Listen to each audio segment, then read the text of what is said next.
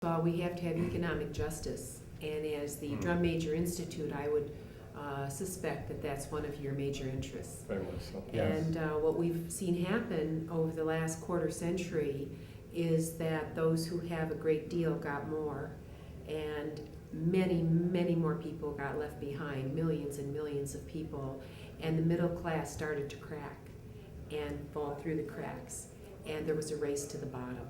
And that whether that middle class was in the United States or Mexico or a nation in Africa, what we've seen is a slippage back rather than a movement forward. And those that have made money off of those individuals have become extraordinarily wealthy, rich beyond belief. And we have seen places such as I represent disemboweled and their wealth stripped in the form that the banking system takes now, where 5 banks, largely headquartered in New York and Charlotte, North Carolina, vacuum the wealth, the accumulated equity of the American people. And those institutions became humongous. Community banks disappeared for the most part.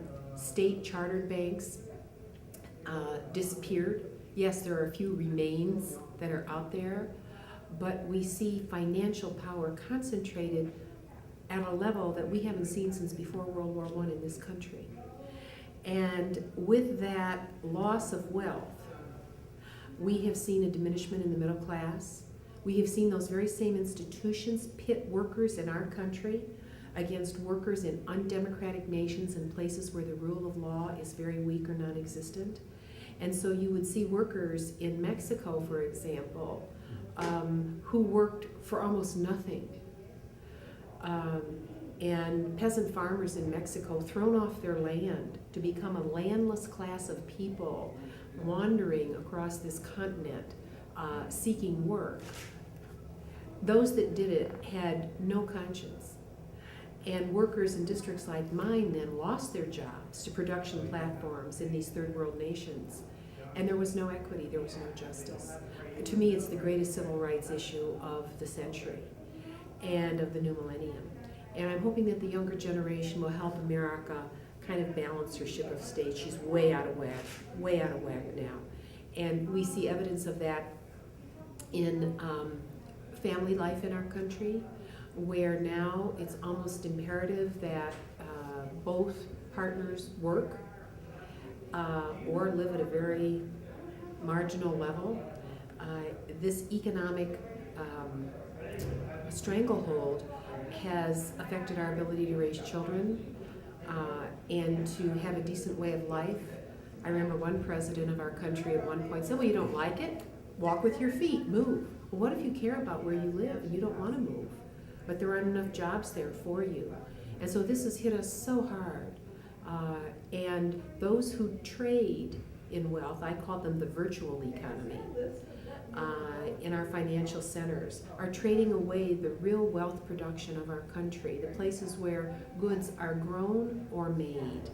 And that's wrong, and it weakens the country, and we have all the evidence around us of how that has happened.